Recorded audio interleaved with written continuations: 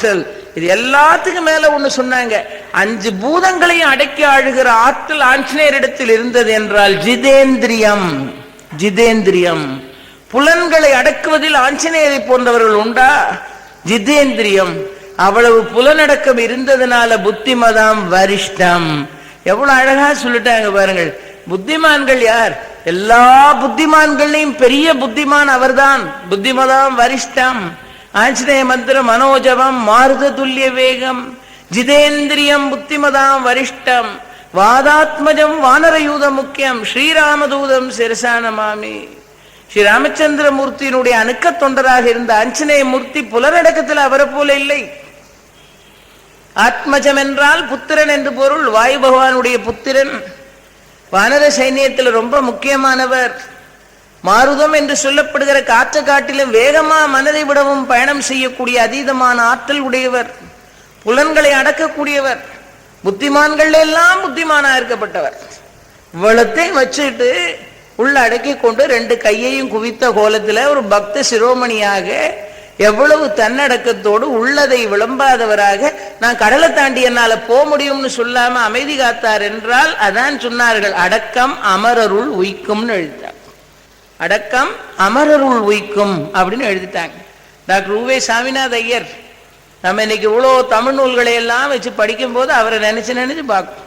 தினமும் ஒரு தடவை சரஸ்வதி நமஸ்துபியம்னு சரஸ்வதிக்கு மந்திரம் சொன்ன உடனே டாக்டர் உவே சாவை நினைக்கணும். இல்லைன்னா இவ்வளவு நூல்கள்லாம் கிடைச்சிருக்காது. தமிழ் தாத்தா என்ன பாடுபட்டு இவ்வளவு நூலையும் நமக்கு பதிப்பிச்சு கொடுத்துருக்காரு பாருங்கள். இல்லைன்னா கிடைச்சிருக்குமா?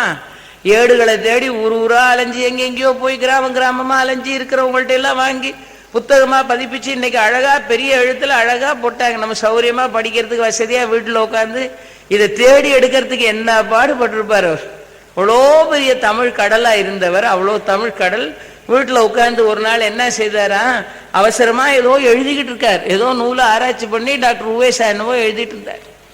வீதியில ஒருத்தன் தலையில ஒரு பெரிய கட்டை வச்சுக்கிட்டு வித்துட்டு போறான் வீதியில. ஏடு வாங்கலையோ ஏடு, ஏடு வாங்கலையோ ஏடுன்னு ஒருத்தன் வித்துட்டு போனானா. உடனே இவர் நினைச்சாரா, உவேசா நினைச்சா டாக்டர் சாமிநாத ஐயர் ஏடு வாங்கலையோ ஏடுன்னு வித்துட்டு போறானே, கிராமமா போய் இந்த ஏட்டத்தானே தேடி தேடி அலைஞ்சோம். ஒருத்தன் கிடைச்ச ஏட்ட தலையில வச்சுக்கிட்டு ஏடு வாங்கலையா ஏடு வாங்கலையா ஏடு வாங்கலையா ஏடுன்னு வித்துட்டு போறானேன்னு நேர வெளியே வந்துட்டார். வந்து அவனை கூப்பிட்டு, ஏன்பா நிறைய ஏடு வச்சிருக்கியா அப்படின்னார். இந்த பாருங்க பெரிய மூட்டையா வச்சிருக்கேன் ஏடு, அவ்வளோத்தையும் எனக்கு ஒரு ஆளுக்கே கொடுப்பியாப்பா? எவ்வளோ பணம் வேணாலும் கொடுக்குறேன். இவர் தான் தேடி தேடி அலையிறாரு. ஏடு எவ்வளோ பணம் வேணாலும் கொடுக்குறேன், எல்லாத்தையும் எனக்கே கொடுக்குறியா? நல்லதா போச்சு, கூவி விற்கணும், இங்கே ஒரே ஆளாக வாங்கிட்டா எனக்கு ரொம்ப சந்தோஷம்தான் அப்படின்னு சொன்ன உடனே அவன் அந்த மூட்டையை கீழே இறக்குனான். இறக்குனவன் கேட்டானா டாக்டர் உவேசாவை பார்த்து, சாமி நம்ம வீட்டில் ஏதாவது விசேஷமா அப்படின்னானா. ஏடா ஏட்டுக்கும் வீட்டு விசேஷத்துக்கும் என்ன சம்மந்தம் இருக்கு அப்படின்னு இவருக்கு சந்தேகம் வந்துட்டு. நம்ம வீட்டில் ஏதாவது விசேஷமானா அதெல்லாம் ஒன்றும் இல்லைப்பா இறக்குப்பா அப்படின்ட்டார். சொன்ன உடனே அவன் மூட்டையை அவுத்து எடுத்து வச்சா என்ன இருக்கான், அவ்வளோ வாழை இலை. இப்படியே பார்த்தா, நான் என்னப்பா அதான் வீட்டில் ஏதாவது விசேஷமானு கேட்டியா அப்படின்னாரு. நீ ஏதோ ஏடு பெரிய பெரிய மகான்கள் எழுதின ஏட்டைத்தான் வித்துக்கிட்டு போற போலன்னு நான் நினைச்சேன், நீ என்ன வாழை இலைய வச்சிருக்க அப்படின்னு கேட்டாராம். உடனே அந்த வாழை இலை வித்தவன் சொன்னானா, சாமி நீளமா அந்த வாழை இலை இருக்குல்ல, அதை நல்லா நடுவில் கத்தரிச்சு அந்த நுனி இலைய கூட கொஞ்சம் விலைக்கு நுனி இலைன்னு வித்துருவாங்க.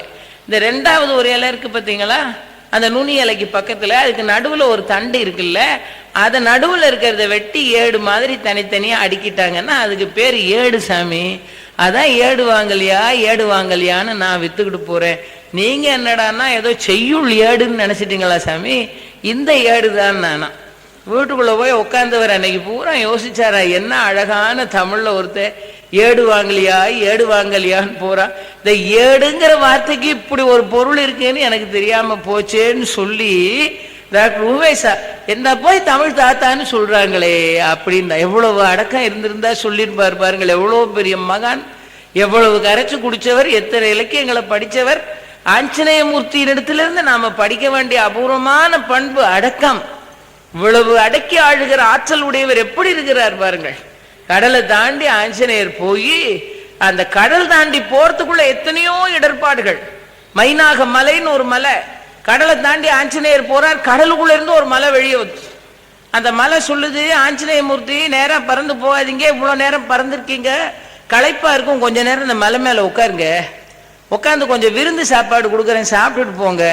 ஆஞ்சநேயர் சொல்றாரு, நான் அவசரமான வேலையா போறேன், ராம கைங்கரியம், எனக்கு விருந்தெல்லாம் சாப்பிட நேரம் இல்லை. அந்த மலை சொல்லிச்சு, ஒரு காலத்துல நாங்கள்லாம் சிறகு கட்டி பறந்துகிட்டு இருந்தோம், எங்க இஷ்டப்பட்ட இடத்துல போய் நாங்க இருப்போம், அப்படி நானும் பறந்துகிட்டு இருந்தேன்.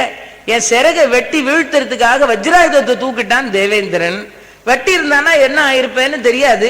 அந்த நேரத்துல உங்கள் தகப்பனான வாயு பகவான் தான் என்னை காப்பாத்தி இந்த கடல்ல கொண்டாந்து சேர்த்தார். அந்த வாயு புத்திரனான நீங்க என் மேல பயணப்பட்டு போகும்போது உங்களுக்கு விருந்து உபசாரம் பண்ணாம நான் இருந்தா எனக்கு பாவம் இல்லையா? அதனால நீங்க இந்த தேனு தினைமாவு பழம் எல்லாம் இருக்கு, சாப்பிட்டு புறப்படுங்கன்னு இந்த மலை சொல்லுது. ஆஞ்சநேயர் சொன்னார், சாப்பிட்டாலும் ஒண்ணுதான், நான் ஏத்துக்கிட்டேன்னு சொன்னாலும் ஒண்ணுதான், நான் அவசர வேலையா போறேன்னு புறப்பட்டார். அந்த மைனாக மலையை தாண்டி போறார். ஒரு பயங்கரமான அரக்கி, சுரசைன்னு ஒரு அரக்கி. அந்த அரக்கி ஆண் வாயை திறந்து ஆஞ்சநேயரை என் வாய்க்குள்ள புகுந்து வெளியே போகிறான். வரிசையா துன்பங்கள், வாய்க்குள்ள புகுந்து வெளியே போன ஆஞ்சநேயர் சிறு உருவை எடுத்து அவளோட வாய்க்குள்ள போய் அவ காது வழியா வெளியே போயிட்டார்.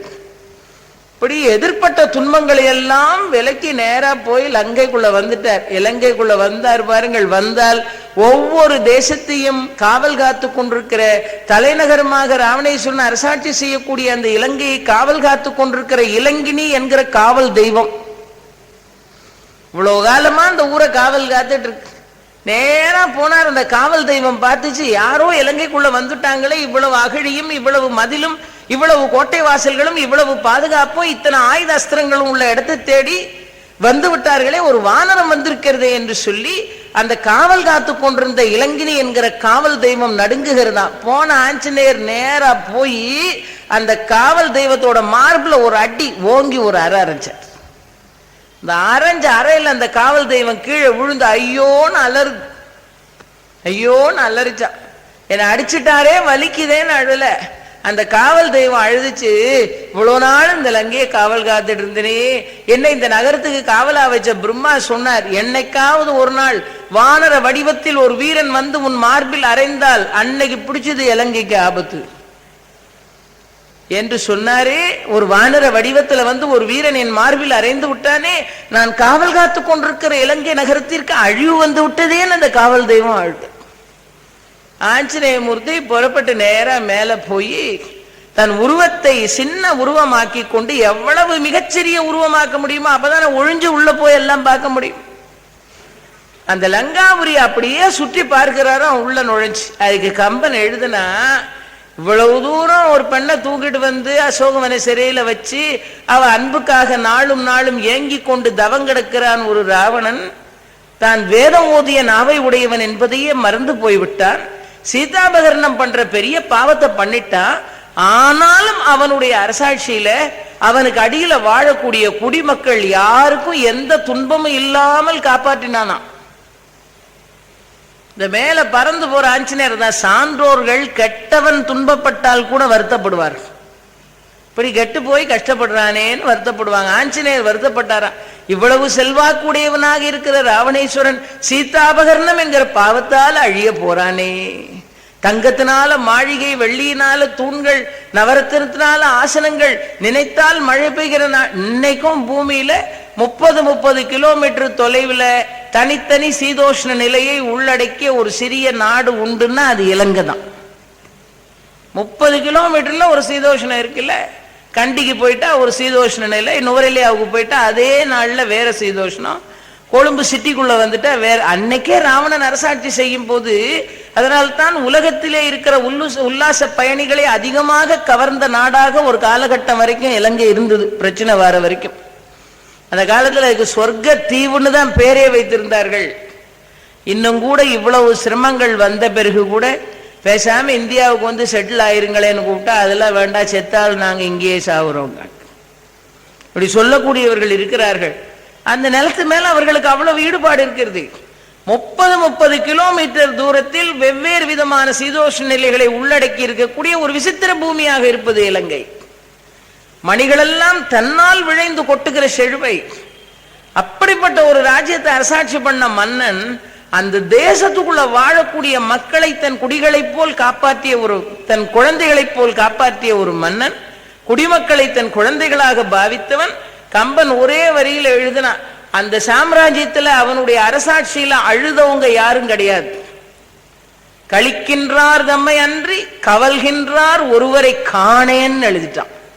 ஆடுனர் பாடுனர் ஆகி நான் கழிக்கும் தேரல் உண்டு, ஆடுனர் பாடுனர் ஆகி கழிக்கின்றார் தம்மை அன்றி கவல்கின்றார் ஒருவரை காணேன். யார் முகத்தை பார்த்தாலும் சிரிப்பும் ஆனந்தமும் மகிழ்ச்சியும் பாட்டும் கூத்தும் நடனமும் இசையுமா இருக்கான், ஒரு முகமாவது அழுமுஞ்சு கிடையாது. இவ்வளவு ஆனந்தமாக அரசாட்சி பண்றவன் சீதாபகரணங்கிற பாவத்தினால அழிய போறானேன்னு ஆஞ்சநேயர் அந்த லங்கைக்குள்ள போய் சீதையை தேட முன்னால சீதை இருக்கிற இடத்தை தேட வேண்டுமே. எல்லா இடத்தையும் சுற்றி சுற்றி பார்த்து விட்டு ஒவ்வொரு மாளிகைக்குள்ளையா புகுந்து பார்க்கிறார். சின்ன வடிவம் வேற, அரக்கியர் கண்களில் அரக்கர்கள் கண்களில் படாமல் ஒழிந்து ஓடுவதற்கு வசதியா இருக்கிற சிறிய வடிவம். அந்த வடிவத்தோட ஒவ்வொரு மாளிகைக்குள்ளையா போய் பார்த்தாராம். ராவணனுடைய மாளிகைக்குள்ள போய் பார்த்தார். ஒரு யானையை தூக்கி, ஒரு யானைய பார்க்கடல்ல தூக்கி போட்டா எப்படி இருக்கும்? தொம்முன்னு ஒரு யானையை தூக்கி பார்க்கடல்ல போட்டா அந்த யானை அந்த கடலுக்குள்ள இப்படி கொஞ்சம் கொஞ்சமா அமிழ்ந்து கீழே போகும்ல, அத மாதிரி ஒரு படுக்கையா புரண்டு ராவணன் படுத்தான் என்றால் பார்க்கடல் நுர மாதிரி உள்ள போற ஒரு படுக்கையில கருமை நிறமுடைய ஒரு யானை படுத்திருக்கிற மாதிரி படுத்திருந்தானா ராவணன். தாமரை மொட்டுகள் எல்லாம் இப்படி தலை கவிழ்ந்து ஒழியை உமிழலாமா வேண்டாமா என்று ராவணேஸ்வரனை பார்த்தான். அந்த மகுடாதிபதி தன்னுடைய சயன அறையில படுத்திருக்கிறானாம். படுத்திருக்கிற ராவணனுடைய கைகள் ஒரு வீணையை அணைத்த வண்ணமாக படுத்திருக்கிறதாம். இவன் தான் லங்கேஸ்வரன் ராவணனா, இவன் தான் சீதாபகரணம் பண்ண பாவி என்று ஆஞ்சநேயருக்கு மனதில் ஆத்திரம் வருகிறது. இருந்தாலும் ராமர் சம்ஹாரம் பண்ணணுமே இவனை. ஒவ்வொரு இடமா சென்று பார்க்கிறார். மண்டோதரி ராவணேஸ்வரனுடைய மனைவி படுத்திருக்கிற இடத்துல போய் பார்த்தார். அவள் தன் தோழி பெண்களோடு மண்டோதரி படுத்திருக்கிறாள். அந்த ராஜமாதா படுத்திருக்கிற இடத்துல போய் பார்த்துட்டு ஆஞ்சநேயர் நினைச்சார், சீதையை தேடுற கைங்கரியத்துக்கு வந்ததுனால பெண்கள் துயில் கொள்ளக்கூடிய இடத்திற்குள் வர வேண்டிய ஒரு நிர்பந்தம் எனக்கு வந்ததேன்னு வருத்தப்பட்டுக்கிட்டே போறார். மண்டோதரி படுத்திருக்கிறா, அழகான முகம், இப்பதான் சீதையா இருப்பாளோடு முதல்ல ஆஞ்சநேயருக்கு ஒரு சந்தேகம். பிறகு நினைத்தார், அந்த ஸ்ரீ ராமச்சந்திரமூர்த்தியினுடைய பத்தினியான சீதா தேவி மாற்றான் கிரகத்துல வந்து இப்படி தூங்கி கொண்டிருப்பாளா, இது சீதை அல்ல என்று அருகில போய் பார்த்தால் மண்டோதரி படுத்து கிடக்கிறாள். அவளுடைய கூந்தல் தூங்கி கொண்டிருக்கும் போது கூந்தல் விரிந்து கிடக்கிறதா. விரிந்து கிடந்த மண்டோதரியின் கூந்தலை பார்த்தார் ஆஞ்சநேயர். கம்பன் எழுதினான், உலக்கும் இவள் கணவனும் இதனால் என்றான். ஆஞ்சநேயர் சொன்னாராம், படுத்திருக்கிற ராஜமாதாவோட கூந்தல் விரிஞ்சு கிடக்குது, இவ கணவன் சீக்கிரம் செத்து போயிடுவாள். அங்கே சொல்லிட்டார், உலக்கும் இவள் கணவனும் இதனால் என்றார். கூந்தல் விரிஞ்சு கிடக்குது, சீக்கிரமா இவளுடைய கணவனுக்கு ஆயுசு முடிஞ்சு போகும்னு அங்கவே தீர்ப்பு எழுதிட்டார். நம்முடைய தேசத்தில் காலங்காலமாக பேணப்பட்டு வந்த சில பாரம்பரியமான நம்பிக்கைகள். நாம நினைக்கிறோம் கலாச்சாரம் மாறுகிறது, வெளிநாட்டு கலாச்சாரம் நம்ம நாட்டுக்குள்ள வருது. ஆனால் நம் தேசத்து கலாச்சாரத்தை சிதிலப்படுத்தக்கூடிய விதமாக வெளிநாட்டு கலாச்சாரம் வந்து நம்மை பற்றி பிடிக்க கூடாது. நான் எப்பவும் சொல்லும் போது சொல்லுவேன், எந்த ஒரு கூட்டத்தை ஆரம்பிச்சாலும் சென்னையில போய் பார்த்தா ஒரு பெரிய விளக்கை ஏற்றி வச்சு அந்த குத்து விளக்கை ஏற்றின பிறகுதான் அந்த பெரிய விழாக்களை தொடங்குறாங்க. ஒரு விழாவுக்கு போயிருந்தேன், வேர்ல்ட் ட்ரேட் சென்டர்ல ஒரு நடிகையை கூட்டு வந்திருந்தாங்க விளக்கேற்றுறதுக்கு. அந்த அம்மா வந்துச்சு, இவ்வளோ பெரிய செருப்பு காலில் ஒரு அரை அடி இருக்கும் ஹீல்ஸ், இவ்வளோ பெருசாக போட்டு முடிய மேலேருந்து கீழே வரைக்கும் விரிச்சு விட்டு இவ்வளோ பெரிய செருப்பையும் போட்டு டக்கு டக்குன்னு வந்து அதை பார்த்த உடனே எனக்கு தான் பக்குன்னு இருக்குது. விளக்கேற்றுற கான்செப்டே போச்சே, இது என்ன இது காலில் செருப்பை போட்டுட்டுன்னா. விளக்கை ஏற்றியாச்சு, ஒரு மெழுத்திரியை வச்சு விளக்கை ஏற்றிட்டு ஃபோட்டோலாம் எடுத்தாங்க. அந்த அம்மா போயிடுச்சு. அப்புறம் கூட்டம் நடத்தினவங்கள்ட்ட சொன்னேன், இதுக்கு எதுக்காக நீங்கள் குத்து விளக்கு ஏற்றணும்? 6 அடி உயரத்தில் ஒரு விளக்கு வச்சு அதுக்கு ஒரு சந்தன பொட்டும் வச்சு அழகாக குழம் மாதிரி எண்ணெய் விட்டு அதுக்கு ஒரு மாலையும் சாத்தி காலில் ஒரு 4 அடி உயரத்துக்கு ஒரு செருப்பு போட்ட ஒரு பொண்ணை கொண்டாந்து தலைமுடியை விரிச்சு போட்டுக்கிட்டு யாராவது விளக்கேற்றுவாங்களா? நம்ம கலாச்சாரமே இப்படி வீணா போச்சே. இதுக்கு பதிலாக நீங்கள் நடிகைத்தான் கூட்டிட்டு வரணும்னு ஒரு எண்ணம் உங்களுக்கு இருந்தால் இன்னும் நடிகை டியூப் லைட்டை போட்டு இல்லை சோடியம் லேம்பை போட்டு நம்முடைய விழாவை தொடங்குவார்கள்னு சொல்லிட்டு போங்க. இதுக்கு எதுக்கு ஒரு குத்து விளக்கை ஏற்ற சொல்றீங்க? அந்த தத்துவமே போச்சேன்னு. எனக்கு ஒரு ஆளுக்கு தான் அது வருத்தமா இருந்தது, பாக்கி எல்லாருக்கும் இதாங்க இங்க நடைமுறை, இப்படித்தான் செய்வாங்க, அதெல்லாம் செருப்பை போட்டுக்கிட்டு தான் ஏற்றுவாங்க, அதெல்லாம் ஒன்றும் எப்படி மாறிக்கொண்டிருக்கிறது பாருங்கள். இன்னொரு 10-20 ஆண்டுகளுக்கு பிறகு இப்பொழுது நாம் அரிதாக பின்பற்றி வருகிற உயிரை போன்ற சில உன்னதமான மரபுகள் மாறி போகுமோன்னு நினைச்சா ரொம்ப சங்கடமா இருக்கு. உன்னதமான மரபுகள் மாறி போடுமோ இன்னும் கொஞ்சம் காலம், ஆனால் நினைக்கும் போதே ரொம்ப கஷ்டமா இருக்கு நமக்கு. அந்த நிலையை நோக்கித்தான் போய்கொண்டிருக்கிறோம். ராமாயணத்தில் எழுதினார்கள், ஒரு ராஜபத்தினி படுத்திருக்கிற போது அவள் கூந்தல் விரிந்து கிடக்கிறது, இவள் கணவன் நீண்ட நாள் உயிரோடு இருக்க மாட்டான் என்றார் ஆஞ்சநேயர். ஒவ்வொரு மாளிகையா தேடி போறார். விபீஷனுடைய மாளிகை வேதம் ஒலித்துக் கொண்டிருக்கிறது. ஆகா, வேதம் ஒலித்துக் கொண்டிருக்கிற ஒரு அந்தணனுடைய மாளிகையை போல அதர்மம் நிறைந்த இலங்கையில் தர்மம் இப்படி ஒரு உருவத்தில் ஒளிந்து வாழ்ந்து கொண்டிருக்கிறதா என்று பார்த்தார். இந்திரஜித்தனுடைய மாளிகைக்குள்ள போறார். ராவணனுடைய புத்திரன் மேகநாதன் படுத்து தூங்கிட்டு இருக்கான். அவனை பார்த்தோன்னு ஆஞ்சநேயர் சொன்னாரா, 7 உலகத்தையும் ராவணன் ஜெயிச்சுட்டான்னு உலகமெல்லாம் பெருமையா பேசுறாங்களே, இப்படி ஒரு புள்ள கிடைச்சான்னா 7 உலகம் என்ன 14 உலகத்தை ஜெயிக்கலாமேன்னாராம். இந்திரஜித்தனை தூங்கிட்டு இருக்கும் போது பார்த்தவர் சொல்றார் பாருங்கள். தூங்கி கொண்டிருக்கிற இந்திரஜித்தனை பார்த்து, இப்படி ஒரு புள்ள இருந்தா தான் எந்த உலகத்தையும் ஜெயிக்கலாமே. தூங்குகிற போதே இந்திரஜித்தனுடைய வீரத்தை ஆஞ்சநேயமூர்த்தி இனங்கண்டு கொண்டார். இவனை இன்துணை உடைய ராவணன் என்னே புவனங்கள் 3ஐயும் வென்றது ஓர் பொருள் என புகழல். பெரிய விஷயமா ராவணன் உலகத்தை ஜெயிச்சது, இப்படி ஒரு புள்ள இருந்தா எத்தனை லோகத்தையும் ஜெயிக்கலாம்னார். இதெல்லாம் சுத்தி பார்த்துட்டு தானே கும்பகர்ண மாளிகைக்குள்ள வந்தார். மலை மாதிரி படுத்து கிடக்கிறான். 600 சகடத்து அடிசில் 100 குடம் கல்லு சாப்பிட்டுட்டு 6 மாசம் தூங்குறவன் மலை மாதிரி படுத்து கிடக்காரு. 2 கையை பார்த்தா 2 கையும் 2 ஆச்சா மரம் மாதிரி இருக்கு, 2 காலை பார்த்தா 2 தூண் மாதிரி இருக்கு. அவன் இழுக்கிற மூச்சிலையும் அவன் கொரட்ட ஒலி சத்தத்திலையும் ஆஞ்சநேயரை உள்ள பிடிச்சி இழுக்கிற மாதிரி இருக்கான் அவன் மூச்சை உள்ள வாங்கும்போது. ஓ, இவன் தான் கும்பகர்ணனா, அந்த ராவணேஸ்வரனுடைய சகோதரன் இதெல்லாம் பார்த்தாச்சு.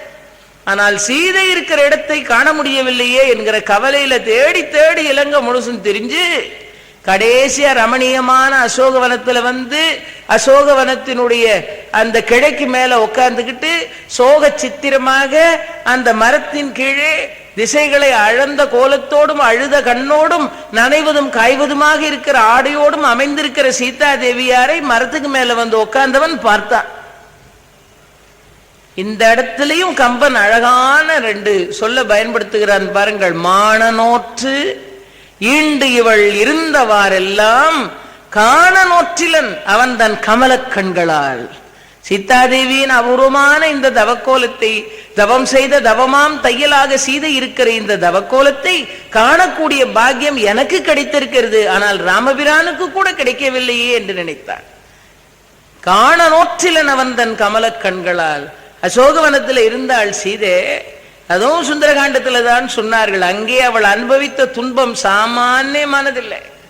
காலை பொழுது விடிந்தால் ராவணன் வருவான், அந்தி சாய்கிற வேளையில் ராவணன் வருவான். இன்னும் எத்தனை நாள் உன்னை வந்து மீட்காத ராகவனுக்காக நீ காத்து கொண்டிருக்க போகிறாய், உன் மனதை மாற்றிக்கொண்டால் இலங்கைக்கே நீ மகாராணியாக இருக்கலாம் என்று சொல்லி பார்ப்பார். அரக்கியருக்கு நடுவுல உட்கார்ந்து இருக்கிறா சீதை. நாள்தோறும் அவள் மனதை மாற்றுவதற்கு அந்த அரக்கியர்கள் பண்ணுகிற முயற்சி கொஞ்ச நெஞ்சம் இல்லை. இவ்வளவு சிரமத்துக்கு மத்தியில இருந்தா. அவ்வளவு பெரிய கொடியவர்கள் கூட்டத்துல ஒரு நல்ல பெண்மணி இருந்தா, விபீஷணனுடைய மகள் திரிஜடை. ஒருவேளை 3 ஜடை போட்டிருப்பாளோ என்னவோ, அவளுக்கு திரிஜடைன்னு பேரு வச்சிருந்தாங்க. அவ சீதை கிட்ட சொல்லுவா, ராவணன் வந்துட்டு போனவன கவலைப்படாதீங்க, இதெல்லாம் சும்மா நடிப்பு, உங்களை எல்லாம் இவன் ஒன்றும் பண்ண முடியாது. உங்களுக்கு ஒண்ணு தெரியுமா, எங்க பெரியப்பா தான், இருந்தாலும் உண்மையை சொல்ற, விரும்பாத பண்ண தொட்டா அவர் தலை வெடிச்சு செதறி போயிடும். அதனால நீங்கள் இணங்க வேண்டும் என்று தினமும் முயற்சி செய்கிறாரே தவிர உங்களை தொட அவரால் முடியாது, கவலைப்படாதீங்க. அந்த வார்த்தையில தான் சீதையோட உயிரே இருக்கிறது.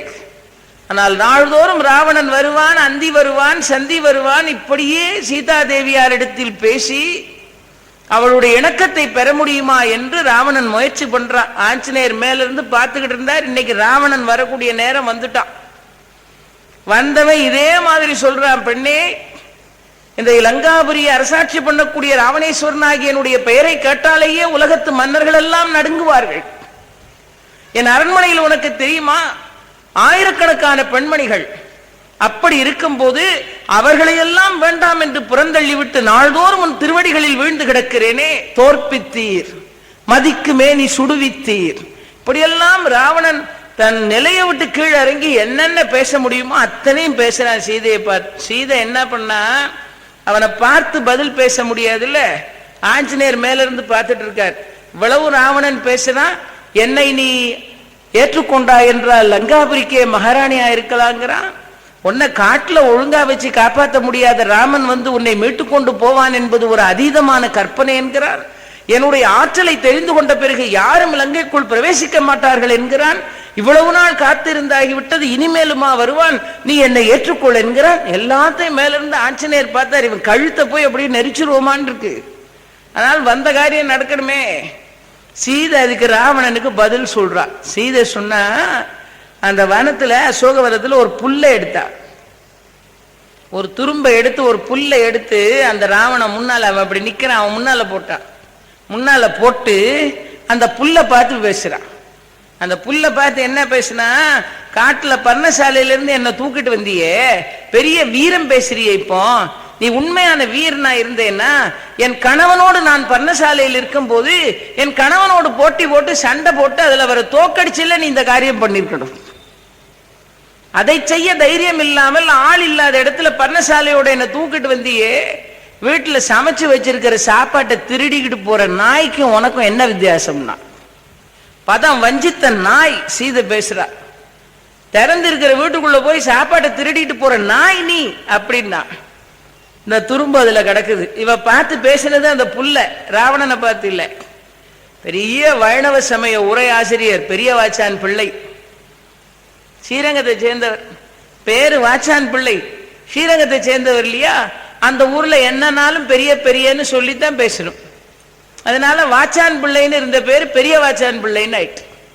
அந்த ஊர்ல எல்லாமே பெருமாள், பெரிய பெருமாள், தாயார் பெரிய தாயார், பெரிய பிராட்டி, கருடன் பெரிய கருடன், கோவில்ல உள்ள தளிகை பெரிய தளிகை, எல்லாம் பெரியதாங்க. அந்த பெரிய சொல்லாம சொல்லக்கூடாது ஸ்ரீரங்கத்தை, வைணவர்களுக்கு முதல் திருத்தலம் அல்லவா. அதனால அங்க உள்ள நம்பி பெரிய நம்பி, அங்க உள்ள உரையாசிரியர் வாச்சான் பிள்ளைக்கு பேரும் பெரிய வாச்சான் பிள்ளை, பெரிய போட்டு தான் சொல்லணும். பெரிய வாச்சான் பிள்ளை வியாக்கியானம் எழுதுற என்னன்னா, இந்த பாருங்க, இந்த துரும்ப தூக்கி போட்டல போட்டு இந்த துரும்ப பார்த்து பேசுறா, அவன் கெஞ்சறான் என்ன ஏற்றுக்கொள் என்று. இந்த துரும்ப தூக்கி போட்டு நீ ஒரு நாய்க்கு சமமானவன் பேசினாலே சீதே, இந்த துரும்ப தூக்கி போட்டதுல என்ன அர்த்தம் இருக்கு தெரியுமா அப்படிங்கிறார். அதுல முதல்ல என்ன அர்த்தமா, ஒரு நல்ல பெண்மணி, உத்தமமான பெண்மணி தன்னோட இது மாதிரி தரந்தாழ்ந்த சொற்களை பேசுறான் ஒருத்தன், அவன் முகத்தை பார்த்து பதில் பேச முடியுமா? அவன் முகத்தை எப்படி பார்ப்பான் அந்த பொண்ணு? அதனால அவன் முகத்தை பார்க்காமல் அந்த துரும்ப பார்த்து பேசினாள். அவன் முகத்தை பார்க்கிறதுக்கு பதிலா துரும்ப பார்த்து பேசினாள் என்று ஒரு பொருள். ரெண்டாவது, இந்த துரும்ப தூக்கி இப்படி போட்டா இல்லையா, ராவணனுக்கும் தனக்கு இடையில துரும்ப தூக்கி போட்டா, அதுக்கு ரெண்டாவது ஒரு பொருள் எழுதுறார். என்னன்னா, இந்த துரும்பு அந்த கிடக்கிறது பாரு, அதுக்கு பின்னாடியே நெல்லு, இந்த பக்கம் உனக்கு வரத்துக்கு அதிகாரம் இல்லை, துரும்புக்கு அந்தாண்ட நெல்லு அப்படின்னு அர்த்தம். ரெண்டாவது அர்த்தம் எழுதுறார். அதான வியாக்கியான கர்த்தான்னு வச்சு உரையாசிரியர்கள் வியாக்கியான கர்த்தாக்கள் அவர் தலைமையில வச்சு கொண்டாடினார்கள். மூணாவது எழுதினாரு, நீ என்ன நினைச்சிட்டு இருக்க, என் கணவனை பிரிஞ்சு அசோகவன சிறையில் உட்கார்ந்து இருக்கேன்னா மீட்பதற்கு என் கணவன் வரமாட்டான் என்று தெரிந்தால் எப்படியாவது உன்னை ஏற்றுக்கொள்வேன் என்று நினைத்துக் கொண்டிருக்கிறாயா? அதெல்லாம் யாருக்கு தெரியுமா? உயிரை பெருசா நினைக்கிற பெண்மணிக்கு தான். எனக்கு உயிர் என்ன, இந்த புல்ல மாதிரி உயிரை துச்சமா மதிக்கிறவன் தான். உயிர் துச்சம், எனக்கு ஒழுக்கம்தான் உயர்வு. இந்த புல்ல மாதிரி உயிரை துச்சமா நினைக்கிற பெண்மணினா அப்படின்னு அர்த்தமா அந்த புல்ல தூக்கி போட்டு.